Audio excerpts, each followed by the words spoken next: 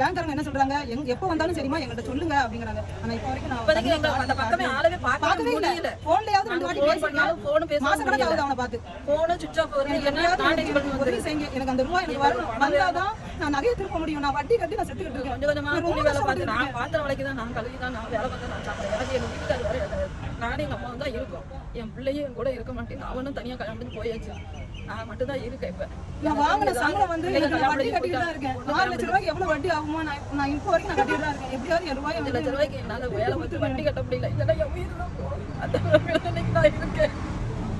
இதை வச்சு நீங்க யாரையும் புகார் பண்ணிட்டீங்களா? அதுக்கு முன்னாடி 3 வாட்டி நான் போய் போலீஸ்ல ஸ்டேஷன்ல போய் கம்ப்ளைண்ட் பண்ணோம். ஆனா அவங்க வந்து கம்ப்ளைண்ட் எடுத்துக்கிட்டாங்களே தவிர அவங்க அதுக்குண்டான எந்த ஒரு இதுவும் பண்ண போலீஸ் ஸ்டேஷன்ல போய் கம்ப்ளைண்ட் பண்ணோம். போலீஸ் ஸ்டேஷன்ல போய் நான் போய் கம்ப்ளைண்ட் பண்ணேன்.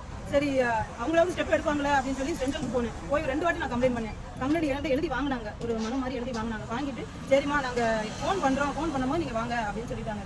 பேர் என்னன்னு கேட்டாங்க. ஜெகதீஸ்வரன் சொல்றேன். ஜெகதீஸ்வரனா? அவ பத்திரிக்கைக்காரன்ல அப்படின்னாங்க. ஆமா உங்களுக்கு தெரியுமா மேம் அப்படின்னு சொன்னாங்க. ஆமா எங்களுக்கு தெரியும் மேம், பத்திரிக்கைக்காரன்ல அப்படின்னு சொல்லி அவங்க மகன் கூட வக்கீலா இருக்கான்.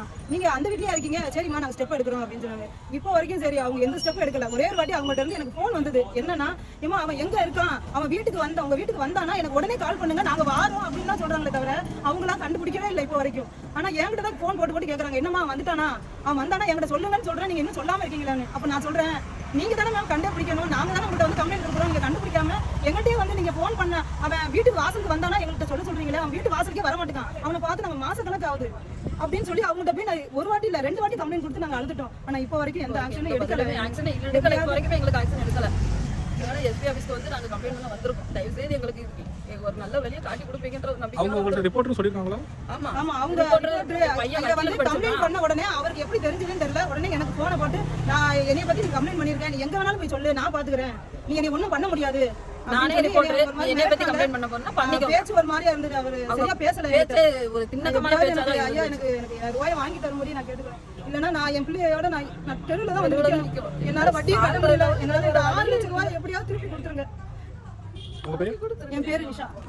என் பேரு சாந்தி. என்கிட்ட பணம் வாங்கின 4 பேர் இந்த போட்டோல உள்ளவர் தான்.